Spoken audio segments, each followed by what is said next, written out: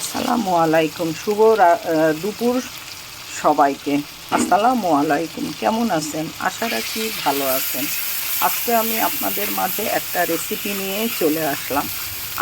আজকে রেসিপিটার নাম হচ্ছে দই কাতলা আর কি। এটার মধ্যে আমি সর্বপ্রথমে পেঁয়াজ, আদা, রসুন, হলুদ, মরিচ, লবণ দিয়ে আমি ভালো করে মশলাটাকে কষাই নিব। সাথে দিয়ে দিব টমেটো এবং আদা কুচি দিয়েছি।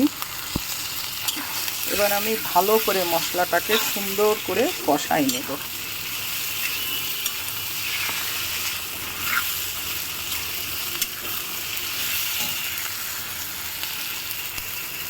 এবার দিয়ে দেব পরিমাণ মতো দই, টক দই। টক দই দিয়ে মশলাটাকে ভালো করে কষাই নেব। আপনারা মশলা যত কষাবেন তত তরকারির স্বাদ বেড়ে যাবে।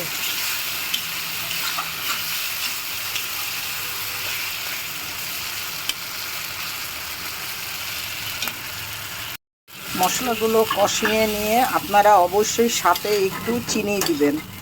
যখন মশলাটা কষায় নেবেন তখন একটু পরিমাণে অল্প করে চিনি দিবেন, তাহলে দেখবেন খেতে মাছের স্বাদটা অনেক বেড়ে যাবে।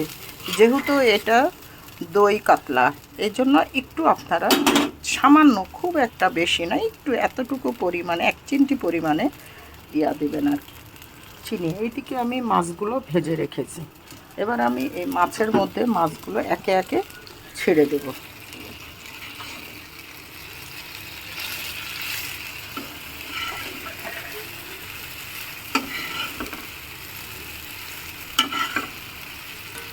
আমার রেসিপিগুলো যদি আপনাদের ভালো লেগে থাকে অবশ্যই ভালোবেসে পাশে থাকবেন, সাপোর্ট দিবেন। হয়ে গেল আমার দই কাতলা। আমার রেসিপিগুলো যদি আপনাদের ভালো লেগে থাকে অবশ্যই ভালোবেসে পাশে থাকবেন, সাপোর্ট দিবেন। আর যে যেখান থেকে আমার ভিডিওগুলো দেখেন অবশ্যই পাশে রেখে ভালোবেসে একটা লাইক, কমেন্ট, শেয়ার করবেন। আল্লাহ হাফেজ।